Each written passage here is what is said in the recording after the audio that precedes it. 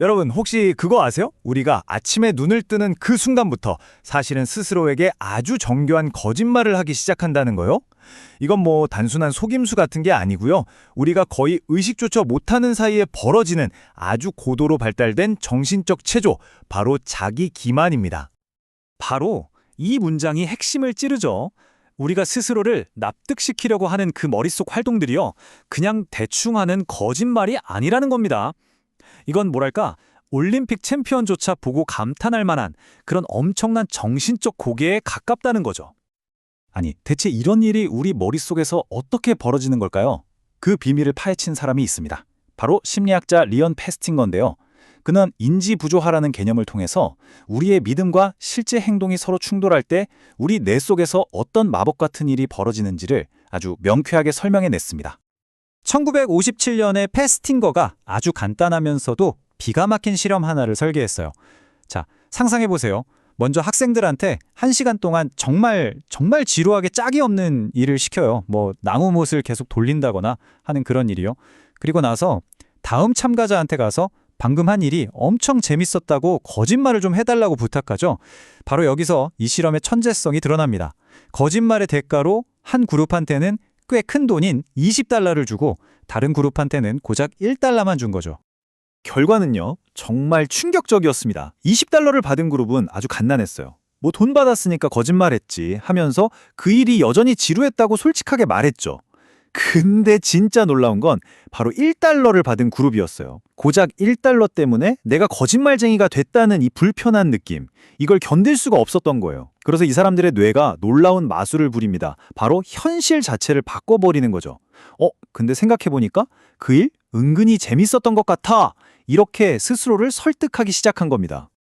이 실험이 말해주는 핵심이 뭐냐면요. 우리 뇌는 진실을 찾는 기계가 아니라는 겁니다. 오히려 편안함을 찾는 기계에 가깝죠. 불편한 진실을 받아들이느니 차라리 내 기억과 현실을 살짝 비틀어서라도 마음의 평화를 얻으려고 한다는 거예요. 그렇다면 우리는 이 현실 왜곡이라는 마술을 부릴 때 어떤 도구들을 쓰는 걸까요?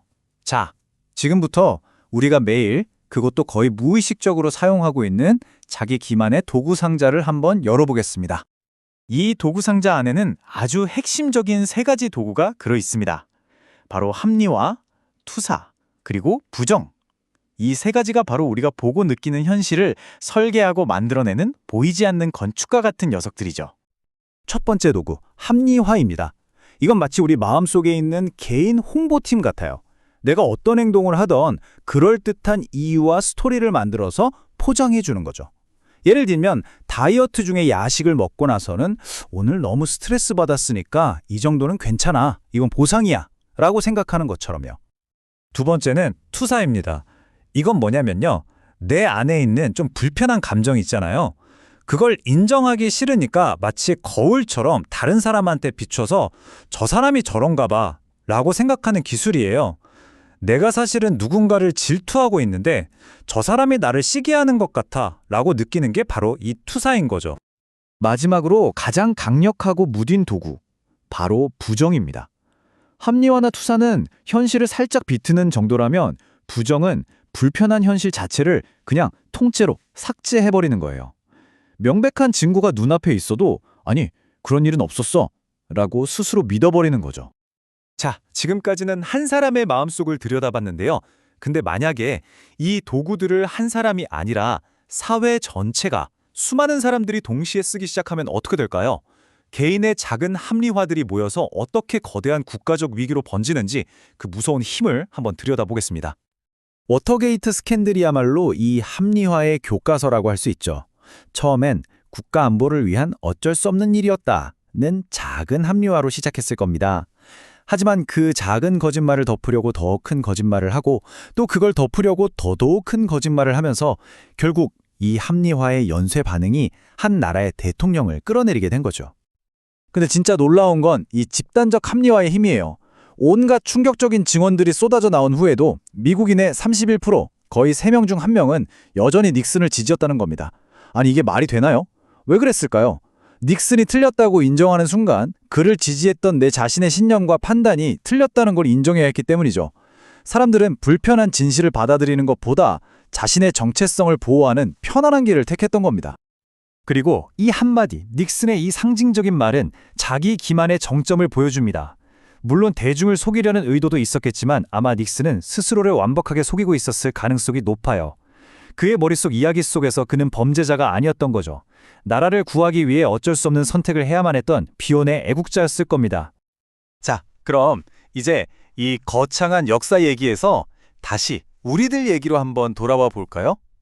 사실 이 거대한 드라마는 우리 모두가 매일매일 겪고 있는 내면의 갈등과 정확히 똑같은 구조를 가지고 있거든요. 우리 일상도 똑같습니다. 매일 크고 작은 합리화를 하면서 살아가죠. 정말 싫어하는 직장을 다니면서도 어쩔 수 없어, 돈은 벌어야지 라고 말하고, 자꾸만 과소비를 하면서 이번 달만 운이 나빴어 라고 변명하잖아요. 근데 사실 이런 합리화의 진짜 정체는 변화에 대한 두려움일 때가 많습니다. 편안한 거짓말 속에 머무르면서 진짜 문제랑 마주하는 걸 피하고 있는 거죠. 그렇다면 결국 우리 앞에 놓인 선택지는 무엇일까요? 이게 바로 오늘 이야기의 가장 중요한 질문입니다.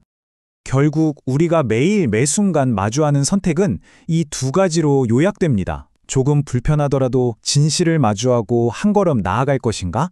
아니면 지금 당장은 편안한 거짓말 속에 안주하며 제자리에 머물 것인가? 바로 이 선택들이 모여서 우리 삶의 방향을 결정하는 겁니다. 마지막으로 이 점을 꼭 기억해 주셨으면 합니다. 진짜 문제는 우리가 스스로의 거짓말에 속고 있다는 게 아니에요. 진짜 열쇠는 그 모든 거짓말과 합리화의 이야기를 만들어내는 작가가 바로 나 자신이라는 사실을 깨닫는 겁니다. 중요한 건 내가 바로 그 작가라는 거죠. 그러니까 언제든 이야기를 새로 쓸 힘이 나에게 있다는 겁니다.